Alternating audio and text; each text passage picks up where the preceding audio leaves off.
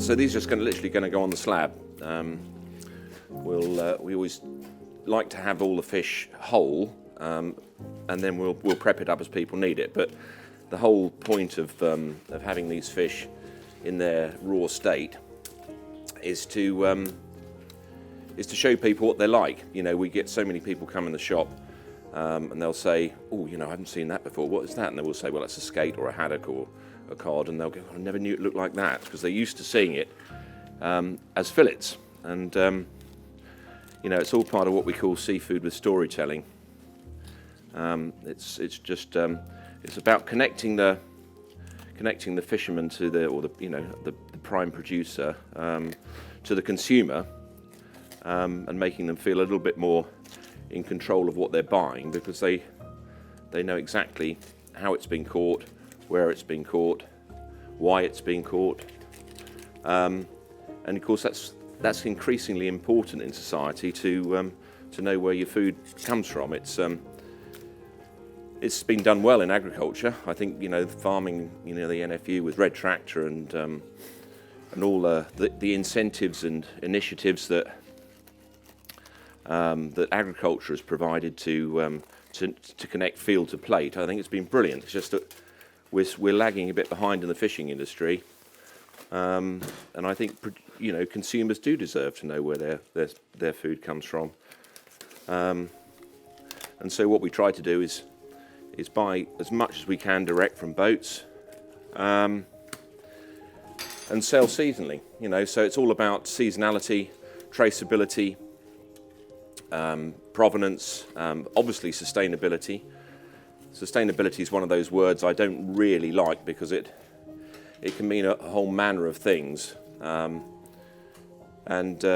you know, it's not just the sustainability of the fish stocks, which of course is incredibly important, but it's the sustainability of the fishermen themselves and the fishing communities. So the more we can do to support fishermen by buying direct, giving them a fair price, buying stuff that is opportunistic for them, you know, stuff which perhaps you wouldn't normally see, buying their bycatch, you know, taking all of what they're catching.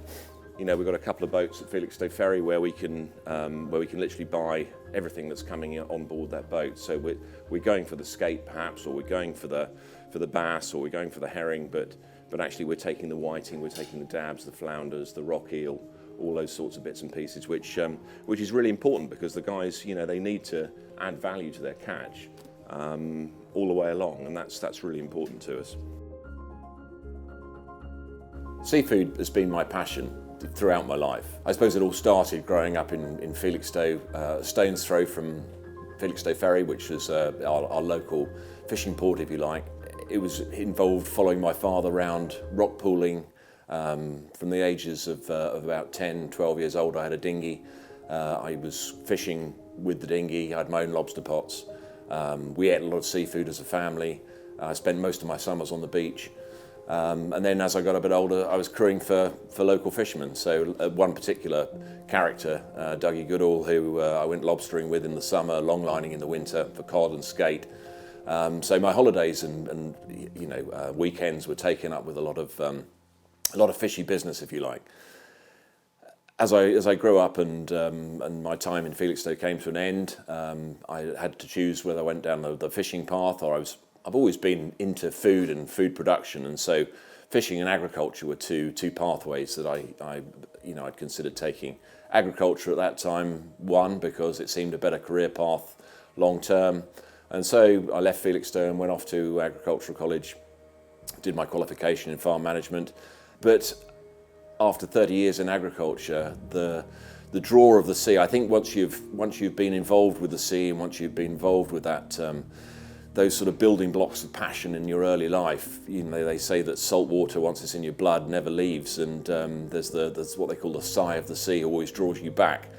And that's what it did with me, and things have come full circle. So after 30 years in agriculture and farm management consultancy and producing food from the land, I decided to return to my first love, if you like, which was food from the sea. And I knew there was some reason for me getting back to it. What that reason was at the time, I just don't know, but it soon became apparent that I could tell stories through the written word, through writing, and connecting producers of seafood, the fishermen, to the consumer. So I started writing the blog, A Passion for Seafood, and that's where it all began. That was 10 years ago. The blog turned into writing for other publications. It turned into broadcasting, it turned into making little films, working with chefs around the country, working with fishermen, embedding myself back in the fishing industry to try and portray the accuracy of that industry. There's far too much misinformation out there on how our seafood, how our fish and shellfish in the UK get from net to plate. And I was determined to use my contacts and my passion for that seafood to mine down into the detail and bring that story into sharper focus for our consumers, and to tell that story with integrity. So what we've got here is a sort of midweek representation of landings from pretty much around the country. So we're picking and choosing what we buy. It's got to be fresh. It's got to be in season. It's got to be direct from the boats, as far as we possibly can. And so we've got a good selection here. We've got, let's start with the halibut. I mean, beautiful, 8 kilo halibut. That's come down from North Shields, and that's a bycatch fish. So they're only landing 1 or 2 a time.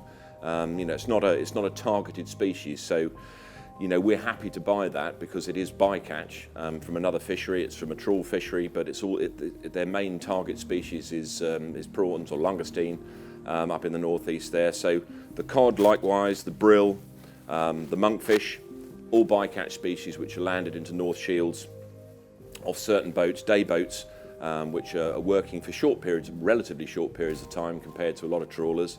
And because they're doing that, because they're actually towing their gear for a relatively short period, it means that the quality of the primary catch, the langoustines, is enhanced, so they're actually going to get a better price for it.